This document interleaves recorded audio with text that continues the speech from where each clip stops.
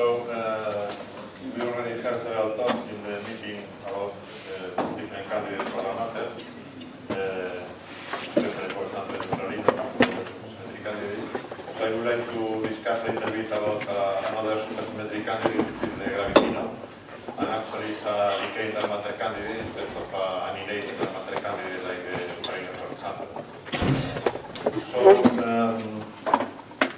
before that, I would like to introduce the model where the gravitino is going to be embedded, because in order to be a dark matter candidate, the gravitino has to have a very long lifetime, okay, and this will be obtained, for example, in the case of particular supersymmetric models. So, although I know that many people in the audience is not really working in particle physics, I will try to make the discussion in such a way that everybody can understand. So, in supersymmetry there is not only one supersymmetric model. In principle, there are several supersymmetric models that people have been analyzing during years. So, for example, there are these models like the minimal supersymmetric standard model, the next to the minimal supersymmetric standard model, the bilinear parity violation model, and I will try to discuss another model, which is the so-called mu-SSM. And the point is that in this model one can solve the mu problem of supersymmetric theories. If you don't know what is the mu problem, I will try to discuss it in a moment. And also at the same time to solve the origin of neutrino masses. Now this solution implies that R parity is broken, and in this context the gravitino is a very interesting candidate. So in models where R parity is broken, means that the lightest supersymmetric particle is no longer stable, so it decays very quickly. In particular, one cannot use neutralinos or right-handed neutrinos as dark matter candidates because they decay so fast that disappear from the universe. So in that case, one possible candidate is the gravitino. We already heard a talk by Osamu Seto about the axino, which is another interesting candidate. In particular, I will discuss the gravitino, and in principle, we will see that the gravitino can decay and decay to photoneutrino. So in principle, one can try to observe the gamma ray lines using the Fermi satellite. So, as you know, the Fermi satellite has been observing the universe during more than 5 years. So we were in contact recently with people from the Fermi collaboration, and we started to discuss the issues about the possible detection of a gamma ray line coming from the gravitino dark matter. And as a result of that, we have published this paper searching for 100 MeV to 10 GeV gamma ray lines in the Fermilab data, and the implication that this has for these models of for this supersymmetric model. So the work has been recently published, and this is what is called a category 2 paper, because in the Fermi collaboration, as you know, all the data are public, everybody can use the data. But if you work with people from the collaboration, then and you have external authors in addition to the people from the collaboration, this is what is called a category 2 paper. So as internal author, we have, for example, Aldo Costelli, who is also in the conference, and external author, myself, Michael Grefe, and Christoph Renier, who is also in the conference. So why the people in the Fermi collaboration were interested in this possibility of analyzing this supersymmetric candidate? Well, mainly because the Fermi satellite was analyzing energies above 10 GeV, okay? And they have published several papers on lines, for example, trying to observe, to see if there is lines in the data for energies from 10 GeV to 300, 400 GeV. But still didn't do the analysis for energy below 10 GeV, because in principle there was no any interesting reason to go for those energies. And the point then of this collaboration that we started with Fermi people is that there are in principle theoretical motivations to go to study signals in the energy region below 10 GeV, because this kind of gravitino candidate in this supersymmetric model precisely is connected with that kind of energy. Okay. Okay, so this is the origin of this analysis. Just for people who is not familiar with supersymmetry, let me mention why this model may be interesting.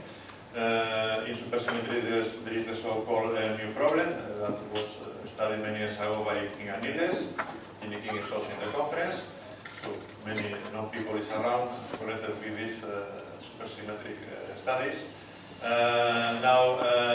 Just to summarize the issue, nowadays we know that the Higgs-Sinos must be massive because there are experimental bounds on charging of masses, and this implies that the masses of these Higgs-Sinos has to be larger than 100 eV. So we have to introduce a mass term in the theory in order to generate these masses. This is the superpotential of the minimal supersymmetric standard model with this extra term in order to generate the Higgs-Sino masses. But the problem with this mu term, the so-called mu term, is that what is the origin of mu is not clear, and why mu is small, or the electroweak scale is also not clear, because in principle it's a supersymmetric mass term, so it could have a scale of order the Planck scale or the Graham-unification scale. So this is the mu problem, and in the case of the MSSN, it's some kind of just effective theory. We assume that the mu term is there without thinking about the origin of the mu term, and then one do the computation of the spectrum and so on. So in the model that I want to discuss, the origin of the mu term is because we can add several pieces in the superpotential. This is the usual Dirac neutrino masses, including the right-handed neutrinos. In my notation, mu c means right-handed neutrinos. And then we can have another couplings, which are allowed by all gauge symmetries, coupling the two Higgses of supersymmetric models with the right-handed neutrino, and also a coupling between three right-handed neutrinos, which are also allowed because the quantum number of the neutrinos is 0. So they can couple. Once we do that, then in principle we can generate an effective mu term, because if in the theory the electroweak symmetry is broken, then the right-handed neutrinos can get back expectation values, and this is precisely what is called the mu term, an effective mu term, which generates, for example, the Higgs-Sino masses. In addition, so this is the origin of the name for the model, a mu from mu supersymmetric standard model, because from the neutrinos we generate the mu term. And also we can have effective Majorana masses, because again, the back expectation value of the right-handed neutrinos will give a Majorana mass for them. So in that sense, we can have an electroweak scale CISO, which means that the masses of the neutrinos can be very small, just assuming that the Yukawa coupling for the neutrinos is for the 10 to the minus 6, which is not really fine-tuning, because we know that the Yukawa coupling of the electron is of this order.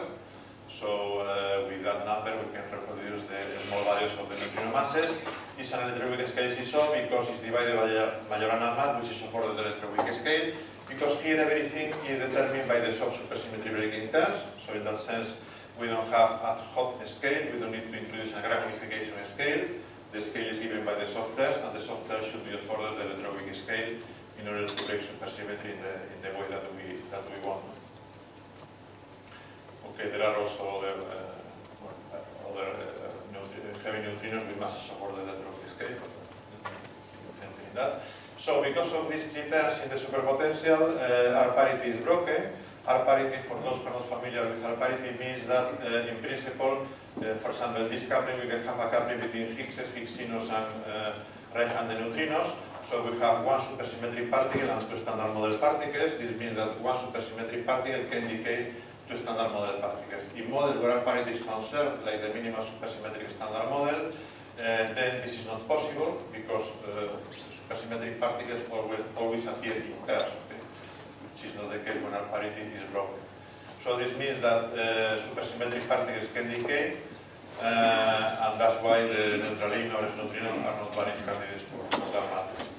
The size of the breaking is small because the size of the breaking is determined by the Yukawa coupling, and the Yukawa coupling, because of the electroweak scale CISO, has to be of order 10 to the minus 6.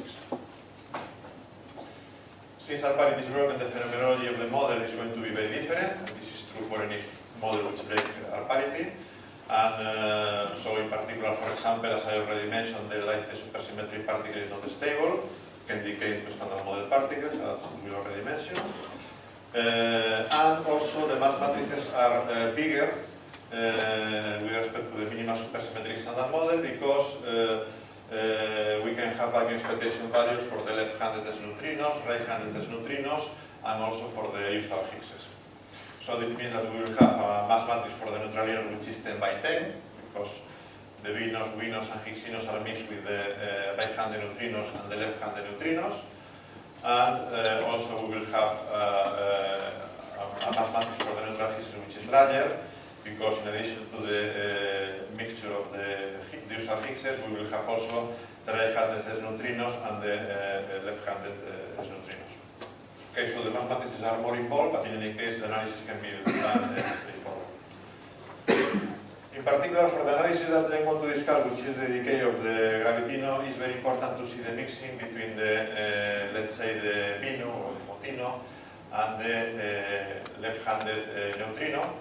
And this arises because of this coupling in the supersymmetric theory. We have the Vino, neutrino, and the S neutrino. Now this neutrino get a vacuum expectation value, and this will give a mixing between the Vino and the neutrino. And the mixing can be computed because because we are breaking R parity with you have a coupling which is small. Typically, the neutrino content of the Fotino is going to be small. One can do the computation. This is going to be the order of this mixture, and this is crucial for the discussion of the gravitino dark matter. Okay. Because the gravitino, as we will see, decays to photon-photino, and the photino is mixed with the neutrino because of this diagram, and this means that at the end the gravitino may decay to photon-neutrino. Okay? So this mixing is very important to see how, which one is going to be the lifetime of the gravitino. Well, I don't want to enter into details. Let me just mention that in addition to the issue of dark matter in this model, we want, of course, to study the phenomenology in the LHC. And in that sense, it's an interesting model because, as any model which is supersymmetry, the phenomenology is going to be very different. For example, the Higgs can decay if the neutralinos are light enough. The Higgs can decay to two neutralinos.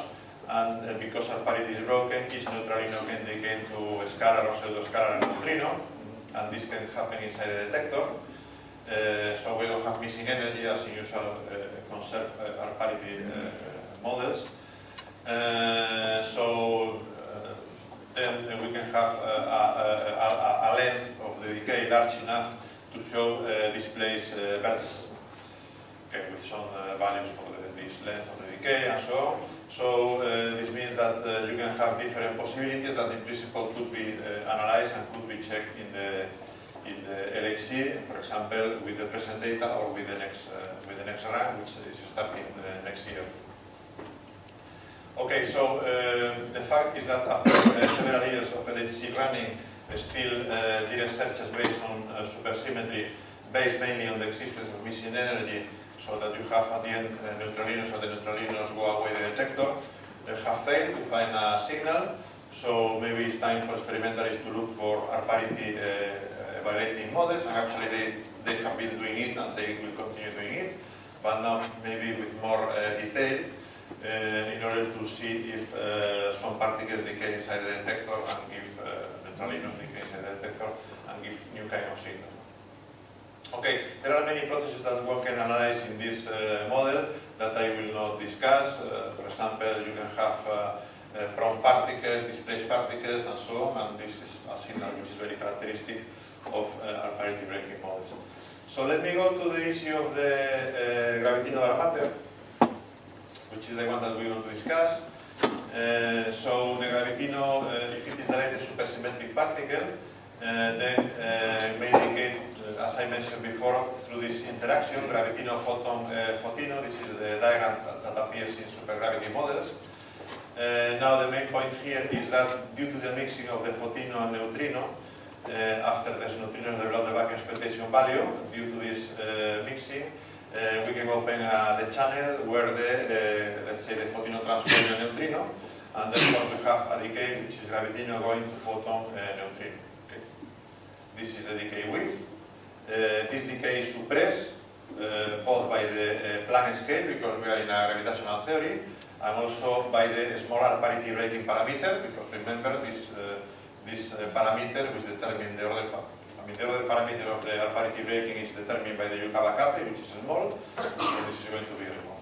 And if you remember, the lifetime of the universe is very long, 10 to 17 seconds, but the lifetime of the gravitino can be much longer than the one of the universe because of this suppression of the Planck scale and the small R parity breaking parameter. So this is the formula for the lifetime.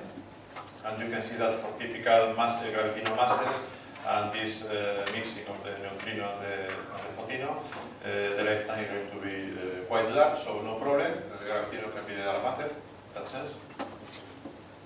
In decay, that can be the dark matter. And, well, let me forget about the radial density, because in principle the radial density can be arranged to fulfill the famous number omega h squared equal 1. This depends on the heating temperature, but this can be obtained easily. So let me go to the issue of the detection.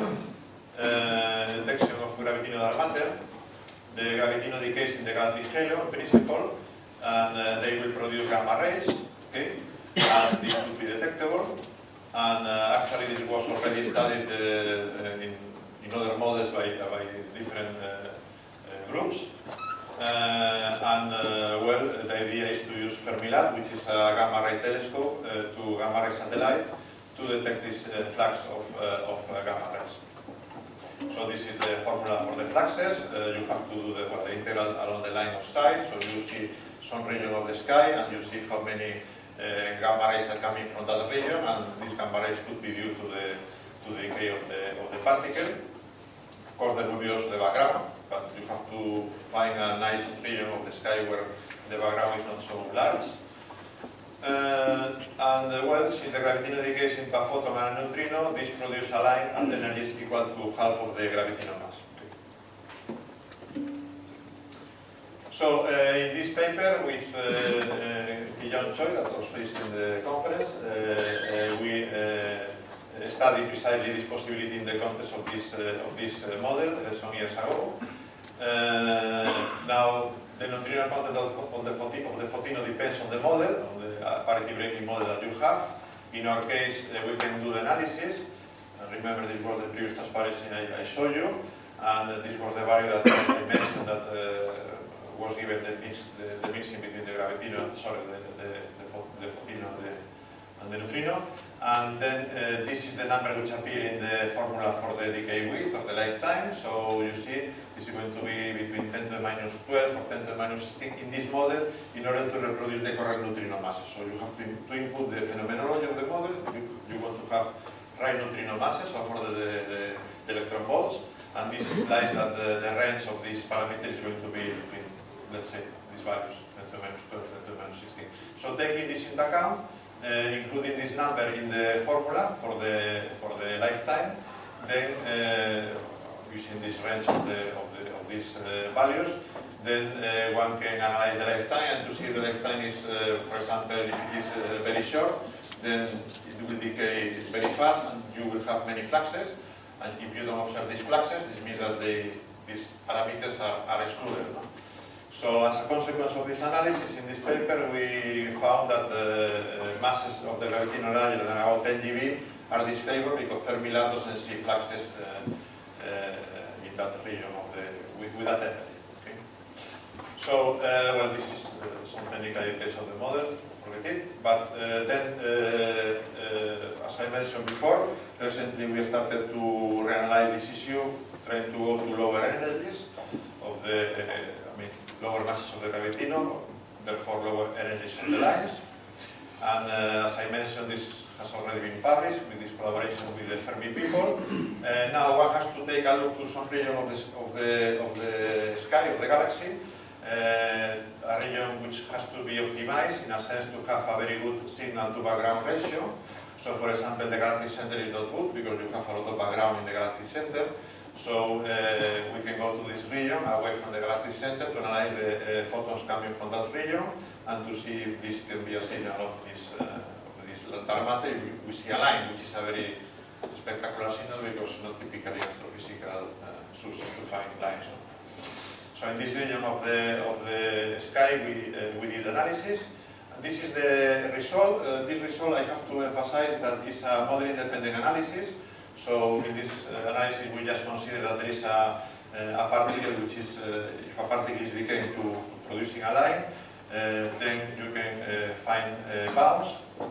This is the lifetime versus the mass of the dark matter particle, and below this red line, everything below this red line means that the lifetime is small, and therefore it implies large fluxes which are not observed by Fermi. Okay? Fermi didn't observe any line for the moment.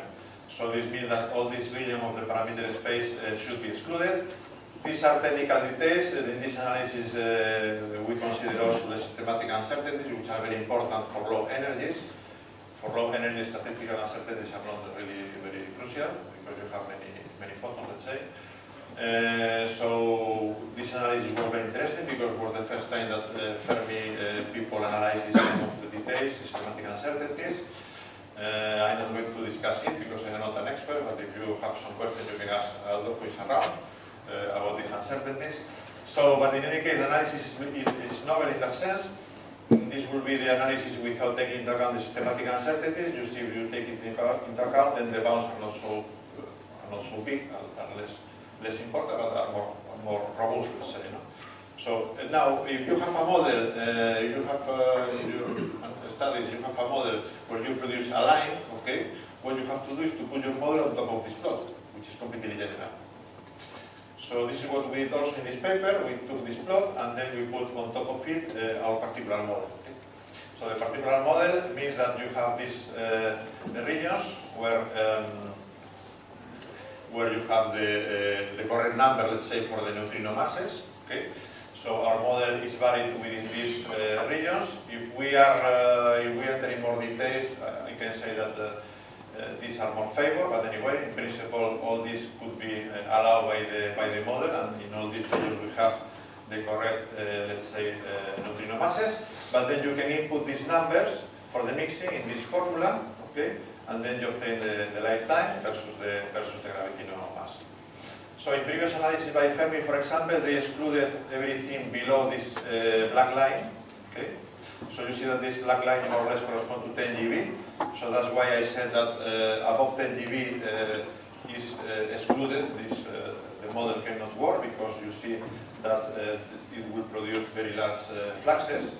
And then in this new work, what we did is to go below 10 GeV up to 200 MeV, which is the limit for Fermi. Okay? Fermi cannot see anything below 200 GeV. Sorry, 200 MeV. So again, below this red line, all this is an excluded region. And above this line, in principle, this region is still allowed. Let me forget about this line, just consider this one, which is the most robust limit.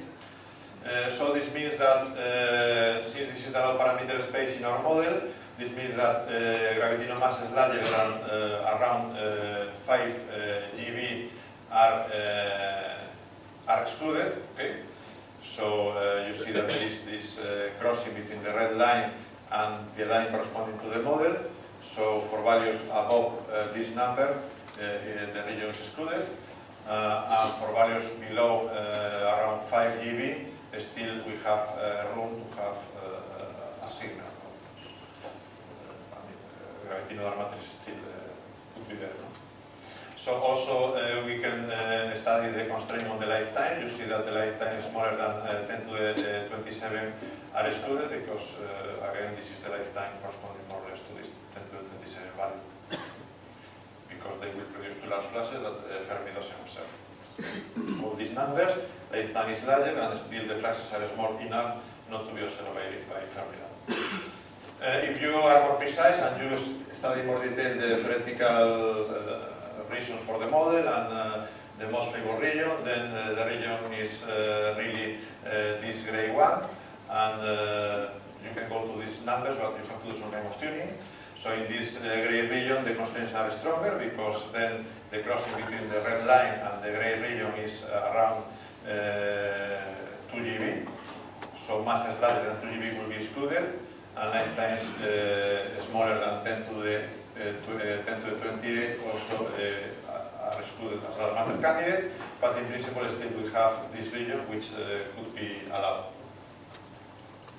So given this result, the point is, well, we have this constraint, what about future experiments, and are we going to be able to test this region of the parameter space? Because to test this region means that the lifetime is large and flux is smaller, so we need better sensitivity for the detector and so on. And this is connected with the talk by Aldo Mosseri that he gave yesterday, because he was proposing some experiments trying to observe energies below the GeV region, below 1 GeV. And this is precisely the region that we are interested in, below 2 GeV, below 3 GeV. We are interested to analyze this model. So as Aldo mentioned yesterday, there is this proposal of, there were two different proposals, AstroMech and Gamma Light, two different satellites to analyze gamma rays that they are joining to do a new proposal to the ESA, to the European Space Agency, for the next January. If they are successful, they will get 450 million euros to do the experiments, to do the satellite and so on. And in this, the idea for this, I mean, the main point of this experiment is to analyze regions below 1 GeV, 100 MeV, in the region of MeV basically. Okay, this is the one transparency that Aldo gave me just to show. So the joint experiment, AstroMech and Gamma Light, maybe will be called AstroGAM. Okay? And AstroGAM will analyze regions below 1 GeV, so this could be interesting for the future to see if still a signal of dark matter as a gravity, the gravity as dark matter candidate could be there. Okay, so let me go to the conclusions. Solving the new problem with neutrinos gives rise to a new supersymmetric model. So it's a model where the key point is this coupling between the right-handed neutrinos and the Higgses. There is only one scale in the model, which is the supersymmetry breaking scale, which is around 1 TeV. We don't need to assume any gravitification theory. The Rodriguez scale is so generated dynamically, so no Majorana masses has to be introduced by hand. They arise dynamically through the back expectation values of the right-handed neutrinos. The phenomenology of the model is very rich. For example, as I mentioned very briefly, the neutralino may decay with the detectors with a length large enough to show a displaced vertices, which is a very smoking gas signal, or an LHC, let's say. Also, I didn't talk about this, but you can have multi-lepton jet events that can be produced in supersymmetric cascading gate chains. And in addition to this, if the gravity is directly supersymmetric particle, then it would be a good candidate for dark matter in the model. And Fermi-Lat data allow to constrain already the parameter space of the model, in particular, as I discussed. Gravitino masses larger than 2 GeV or lifetime smaller than 10 to the 28 seconds are excluded as candidates for dark matter. And the new experiments, like maybe AstroGAM, if it's approved by the ESA, might test the region still unconstrained, so might test regions where the gravitino mass is smaller than 2 GeV and the lifetime larger than 10 to the 28 seconds. Okay, so thank you for your attention.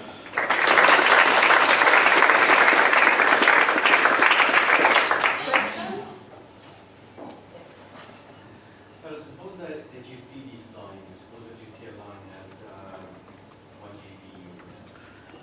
What can you say? So this would fix the mass of the gravitino and I guess the decay time, right? Will you be able to say whether the gravitino is the dark matter? And can you infer in a precise way with relative density? Because this here seems to be quite predictable. Yeah, the relative density in principle you can, yeah, because I mean, let me show you, maybe we can do this transparency. The relative density basically will depend on the reflecting temperature, so you will have a, let's say, a prediction of the reflecting temperature. Yes, here. So once you know the gravitino mass, you need to have a, okay, the formula for the omega h squared depends also on the Guido mass. But let's suppose that you have Guido mass around 1 TeV, typical number. So for a given gravity on Mars, you can find a resting temperature that will give you the correct number for the radiation as well. So in principle, you depend on the resting temperature, but in principle you will get that kind of prediction, which I think So you have either to assume a radiating temperature and determine what the contribution for the is, exactly or to say this is the dark matter and make a prediction about that. the resting temperature. That's right. So this is what, in that sense, well, in principle, since the resting temperature is not constrained by other processes, you can always assume it to get the right number. Yes, the problem maybe is how you can distinguish between the gravitino and the neutralino. No, the neutralino is, in this model is... I'm not thinking model generally. No, but the neutralino, you know, the neutralino don't produce lines. It's very suppressed, the lines in the neutralino, it's only through loops. So you don't expect this kind of signal from the neutralino. It's very, very strange because because it is through loop processes, really the line from neutralino is hopeless to be observed. So, This is still right. well, but always you, as an experimentalist, always have to have a theory to be analyzed, because otherwise, well, you cannot build an experiment if you don't know what you pretend to see. Okay, so yeah, of course, it's a theory, but within the theory, it's consistent to say that the neutralinos cannot produce lines. So very much. Let's thank the speaker again.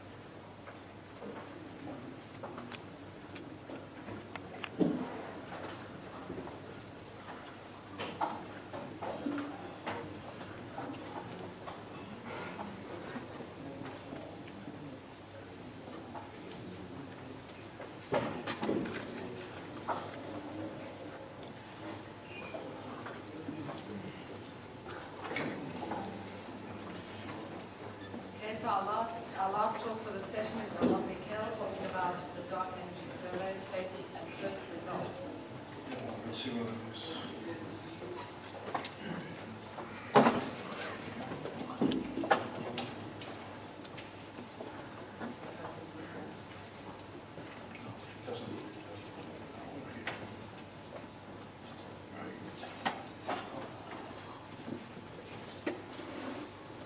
All right. Well, first of all, I'd like to thank the organizers for having me here.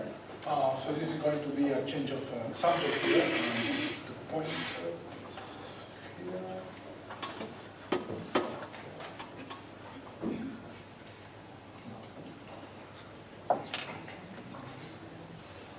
Is there a point? Okay, sorry.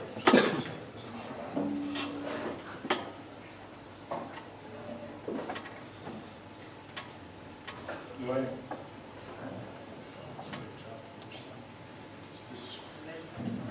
Well, I think we're sure. The second one over there. This one here.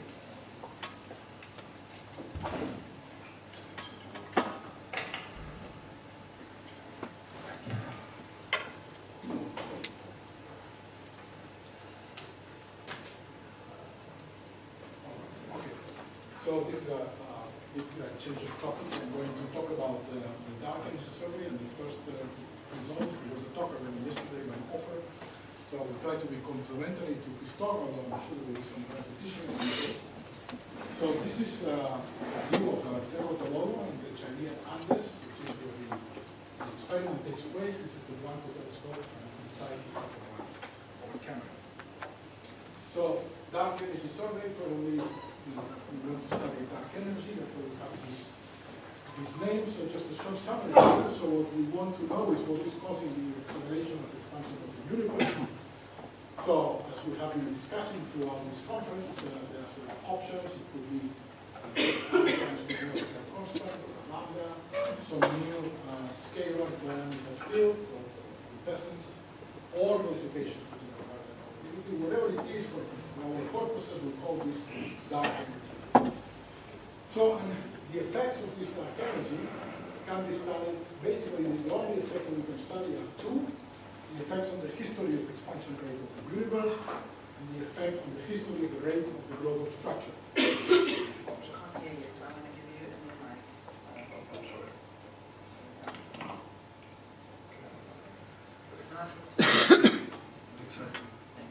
So much better. All right, so let's continue.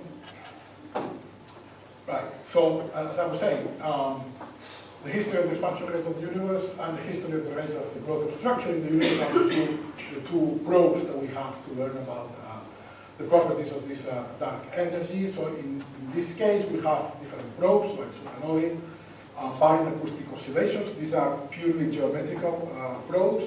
They are only sensitive to the expansion rate and not to the growth of structure. And then we have a bunch of probes like weak gravitational lensing, which was discussed at length at the beginning of this conference, which are sensitive both to distances and therefore to the expansion rate of the universe, and also to the amount of matter and therefore to the growth of structure. So now, if we forget about supernova, which provided the smoking gun for this acceleration, for everything else we need large galaxy surveys, which can be of two types, can be spectroscopic, it can be imaging or photometric. Now in the spectroscopic surveys we measure the redshift of the galaxies, and this gives you a complete 3D picture of the universe. You know where the galaxies are in the sky and also how far away they are from us by measuring the redshift.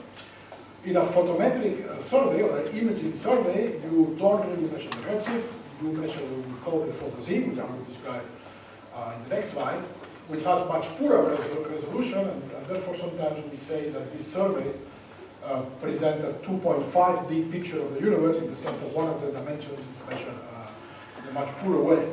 On the other hand, the photometric or imaging surveys can be deeper, they are less expensive, and therefore they can be deeper, they can provide higher galaxy density, and no selection effects.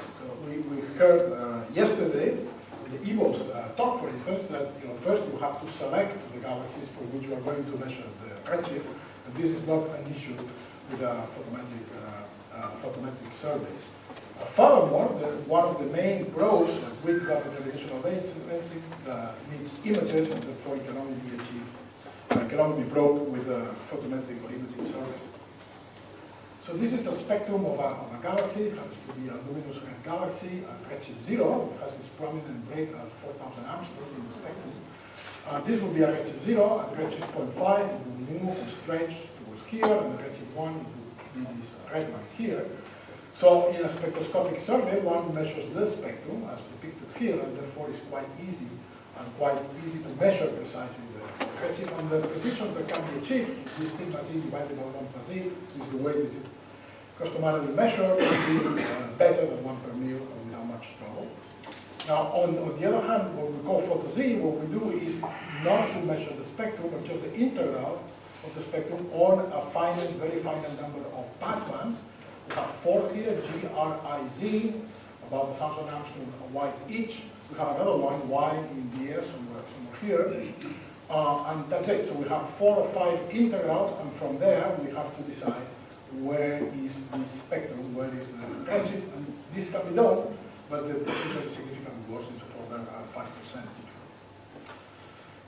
So where are we now in our knowledge of dark energy? This is from a recent paper from here. So if we concentrate up here, this is the omega n versus the equation of state of dark energy considered constant here. And if we consider it constant, we have pretty tight constraints on W here, which really are around minus 1, which would be a cosmological constant.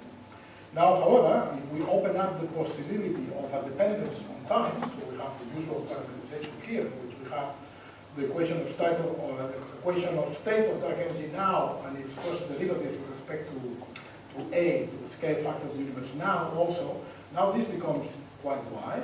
The cosmological constant will be centered here, so it is well within the 1 sigma ellipse, but these ellipses are now getting very large. So we are not yet very sensitive to the time value variation of the equation of state. That's the state.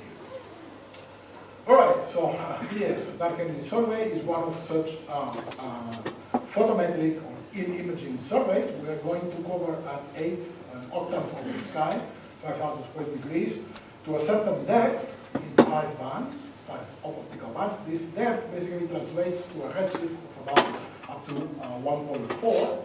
We're going to measure 300 million galaxies. We're going to see the position of the sky, the photoscene, and the shape of about 300 million galaxies up to 1.4. And there's also a parallel survey of type 1a supernova, which we're going to measure the light curve of about 4,000 of them. So this is again the Blanco telescope. This is the field of view of the camera, which is very large, 3 square degrees. This is the full moon in comparison. This is a sketch of the instrument, which is pretty large, 3.5 meters by 1.6 meters. The survey is going to take 525 nights in 5 years, and it started in August 31st of last year. It involves groups in these 6 countries here, and it's led by Fermi. So the science program, we're going to attack dark energy with the 4 standard probes and more that have been devised since then, like redshift distortions and others. But, so this is first galaxy cluster counting, so measuring the number of clusters a function of mass and redshift. So masses can be measured in a number of ways, including weak gravitational lensing. And we hope to have 10,000 clusters to redshift in excess of 1. Then the weak gravitational lensing, shear measurement for over 200 million galaxies, again to a redshift in excess of 1. The large-scale structure of galaxies in the universe, including BAO for 300 million galaxies, to redshift 1.4, and then supernova, as I mentioned, to redshift 1.1. The nice thing is that we have this in the same experiment, but these probes are complementary, both in the dependence on systematic errors that we might have in the experiment, but also on the genesis in cosmological errors. So this is an old plot, actually, but this shows what we hope to achieve in this W0W8 plane when we combine the 4 probes, down here, this red ellipse here, which we may compare to where we are now. This is the gray ellipse that I showed a couple of transparencies ago, and this is what we hope to be at the end of the year. So it's a very significant shrink of this ellipse. So we're going to start probing very WA to reasonable level of precision. So I already mentioned, this is there are about 300 scientists from 28 institutions from around the world, many of them in the United States, but quite a few of them in the UK, some in Spain, including 5 where I am, and then 1 in Germany and 1 in Switzerland, and there is a Brazil Consortium Center at Rio. A little bit of history here. The first thinking about this came in 2003. The R&D lasted for about 4 years, 2004 to 2008. The construction for about 3 years. The camera, DCAM, dark energy camera, the camera of the years, was installed and saw first light in the fall of 2012, 2 years ago, and then commissioning took place immediately thereafter, and it was quite fast and quite successful for a project of this magnitude. Then came a few months of what we call science verification, so making sure that the camera delivered the science quality, the quality of the data quality that we were expecting, and then the official first season started in about a little over a year ago. Now we're in the middle of the second season, and there will be 5 of them, and they will be done at some point in 2018. So this is the camera, some of the systems. The filter changer was built by the University of Michigan, Barham and Cage at the Fermilab, the optics in the UK, particularly UCL, as aforementioned. The shutter was built in Bonn, as all shutters tend to be built. The Exapult in Italy, we took care in Barcelona and Madrid of the electronics of the camera. And the imager was put together at Fermilab with CCDs that were used at LBL in Berkeley. So there's a drawing of the camera, and this is the real thing. 570 megapixel camera that was installed in 2012. This is how it is inserted in the ring of the telescope in May 2012. Just to give you the scale, these are people here, this is a pretty large instrument.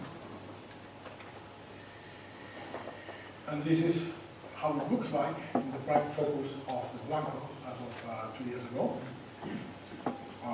Offer mentioned the first image that we took in September 12 of 2012, a beautiful image of this nearby galaxy here. But this is not the standard images that we want to take. The images that we take look like this. I don't know how easy it is to see. This is a deep image of an extragalactic field. And, well, there are 150,000 galaxies in this single image. This is one single picture. It includes 150,000 galaxies, and the challenge is to measure, among other things, the shape of those galaxies, which is not easy. So this is a galaxy, and this is how Big Bang would affect it. And this is the shear effect. You can see that this is a simulation. So we want to measure these shapes, and we want to not compare to those, because we can never see those. Right? We can just look at correlations between the shape of galaxies. So this is how it would look like. However, we have to deal with PSF, point spread function. So there's a blurring due to the atmosphere due to the optics of the telescope. This pixelization, our pixels are 15 microns across, which is pretty small, but it's a distant galaxy, so they don't occupy so many pixels in the focal plane. And then, of course, there is noise coming from the sky, from the dark sky, coming from the electronics, whatever. So this is at the end what we see. We have to infer the shape of the galaxy. So here, this is a simulation, but this is not. This is a blow-up, a big blow-up of a yes image. There's one galaxy here, one galaxy there, another there, maybe star here, maybe something else. So this is what we have to contend with. All right, so this is the footprint that was shown by Ofer yesterday. I think this is the 5,000 square degrees, the octave of the sky in the southern hemisphere, since we're observing from Chile. And this is how it looks like for now. This is the current status. By current, I mean about a month ago. So we're supposed to cover all this area, this outline here, 10 times. This is the nominal survey depth to get this I-24 that we want to get to. And this is the status about a month ago. So the blue areas have been covered 4 times. The rest of the area red, 3, 2, 1. The gray area hasn't been touched yet. So we are steadily making progress, and we are about at the rate that we want to be in order to reach these 10 timings by February 2018.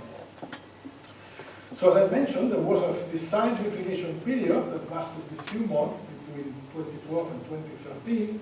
This covered these red areas here to the nominal depth. So we did 10 passes on these areas here, and the science that we are now extracting is based on this data. So everything from now on is going to be based on this. This is a little bit more detail. It included some well-known cluster fields, some places where we want to look at supernovae, like by here, and this contiguous area here of about 150 square degrees. All we know is about 200 square degrees at the nominal depth. There are 10 million galaxies in this field, so we have started in science with them, and we have been playing with this data for about the last year or so. During this science verification, we also look at supernova. This is the cadence. This is date here. These are the 10 supernova fields where we're looking for supernovae. And here in color, we show when we were observing in these fields with the formats that we use for supernova, GIZ, we use Y. And you can see that we follow the cadence of observing every few days in order to be able to track the light curves. So this is the third time, I think, that this plot has been shown. So I'll be quick here. This is the very first paper that we put out on the archive on May 16. And it's called like this, Mass and Galaxy Distribution of 4 Massive Clusters in this science verification data. The main plot is here in the middle, which mentioned yesterday. The black dots are optical galaxies that we we have seen. You can see them here or here in a different scale. These are these dots. While the contours are mass density measured with Will density, measured by measuring the distortions of the shapes of galaxies that are behind this cluster, the cluster being at a redshift of about 0.3 or so. And you can see there's a very nice correlation between where the mass is, this reddish contour here, and where the galaxies are. So this is qualitative, but it can be made quantitative. We can use this to measure the mass of these clusters. So this is the clusters I showed. There are 3 more. So we have measured the mass, the total mass, the gravitational mass, right? The mass that gravitates, including dark matter and whatnot. And so for 3 of them, these have already been measured in the literature. We agree quite nicely with what have been measured before. And for this cluster here, this was the first measurement. So the point from here is that we can conclude that we can measure galaxy shapes, which are needed for these measurements, even in this science verification phase. This is the second paper, actually the first that was published. It was published about a month ago in Monthly Notices. It was led by one of my graduate students. And this is about photometric redshift. So photo-Z are a key ingredient of all the science. This is how we do our cosmology, right? We need to know where the galaxies are, how far away they are, and we do this with photo-Z. So we need to understand it very, very well. And this is what we try to achieve in this paper. So during this science verification, we observed 4 fields in which there is abundant spectroscopic galaxies, so galaxies with spectra. And these are shown here. These are 4 fields. Each one is one DES image. The DES galaxies are drawn in black here, and in red you have galaxies for which other surveys, spectroscopic surveys, have measured the redshift very precisely. The first thing we observe is that these are small. These are whole spectroscopic, deep spectroscopic surveys, and this is how big they are. Okay, they are smaller than 1 pointing of the Earth. So we're going to have thousands. So in any case, you can match these galaxies, and we see about 15,000 of them, and then we can use these galaxies for which we know the redshift to check our photo-Z. So we have tried 13 photo-Z algorithms. You can show here the correlation between the known redshift and the measured photo-Z. You can see nice diagonals. You can see also weird features here and there. If you look now at the bias and at the resolution here, you can see that there are some of these algorithms, half a dozen or so, which have very low bias, and we have a resolution which is about this 5% that I measured, which is what we want to be.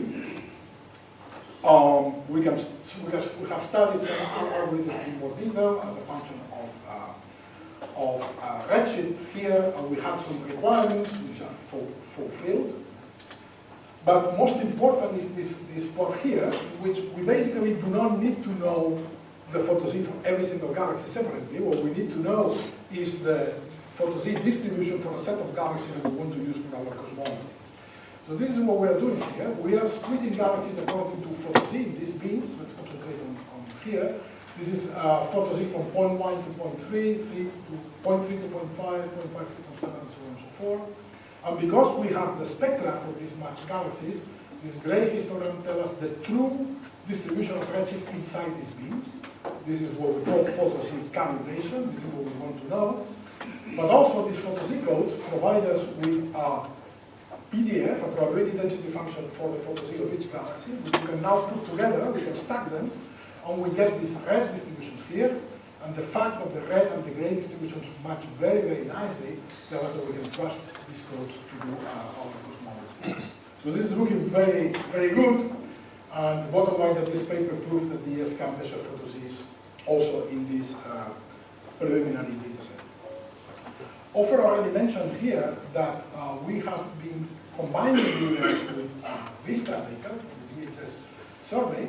They are going to overlap in most of the 5,000 square degrees, but for the moment we have removed one of these middle fields here.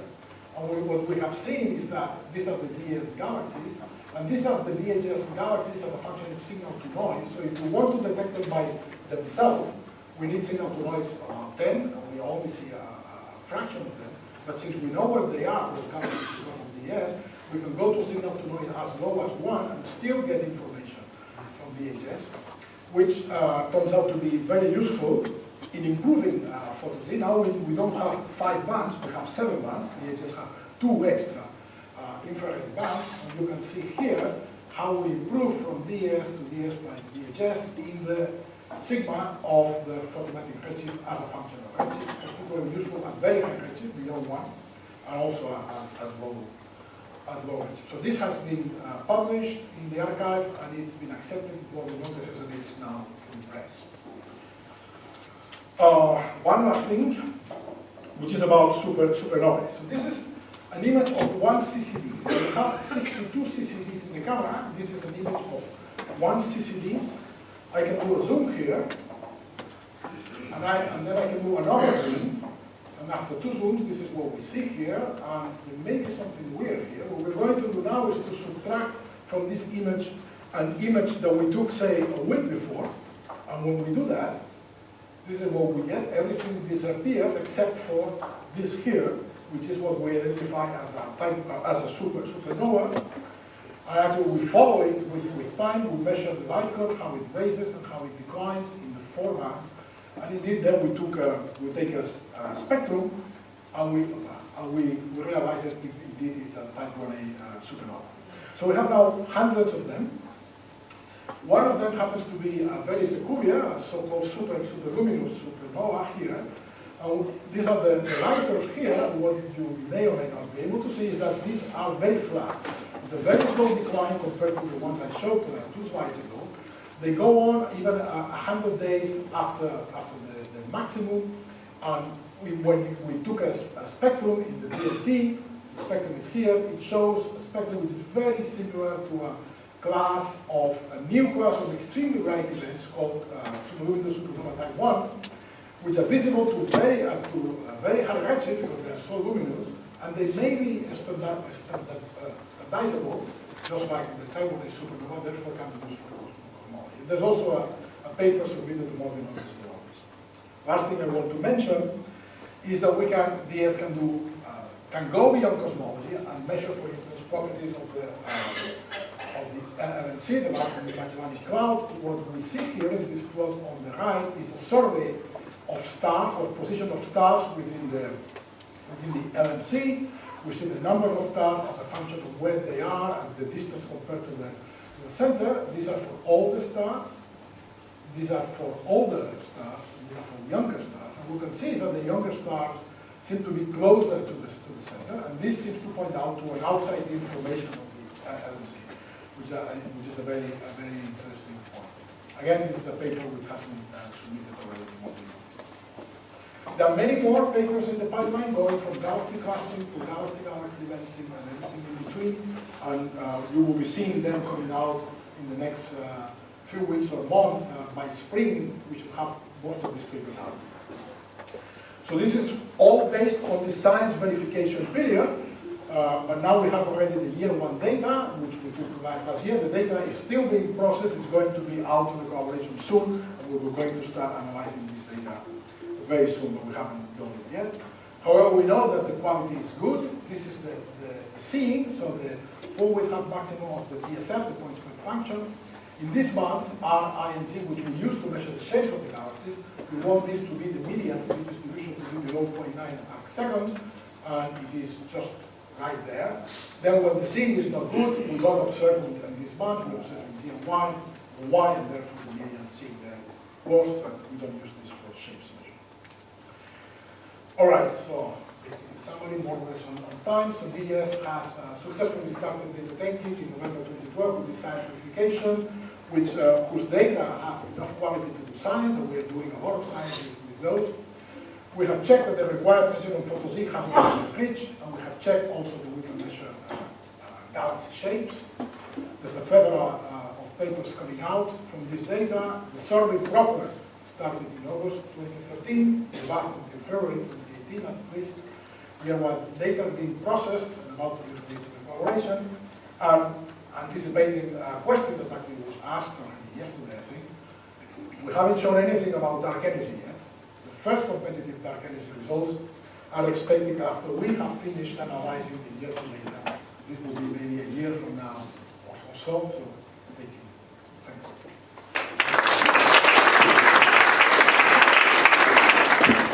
Questions? Yes, go ahead. I'll ask a similar question I asked Dr. Lahab. So, what is the algorithm for stylized separation? It's a pioneering kind of survey that expected to count the special as the answer. I'll answer the same as for that. But Albert didn't give the first answer. Is there an algorithm? There are a bunch of algorithms. There's a lot of people working on this. The algorithms are based either on morphology or on, and yes, I know that when we go to distant galaxies, they are small, but they are not one value. You can still see the shape, you can still measure the shapes, right? And therefore you can still distinguish to a certain degree between stars and galaxies, and you can use colors as well, the colors of stars and galaxies are different. We're trying to put these things together and to do it better and better using machine learning techniques, using all the techniques. Things are looking fine. There's no big concern, although, it is not straightforward. Is there also, because it can also be used to equate that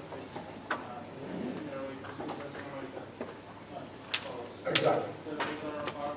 There is a Quasar part of it. There's a Quasar working group, and they are doing their thing. To be honest, I'm not incredibly, my knowledge about what they're doing is not huge, but yeah, indeed, using colors, you can separate Quasars. Just to say it's already a reflection Right. of a new quasar. Right, you mentioned that. It's working.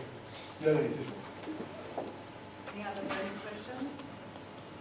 No, then let's thank Mr. again.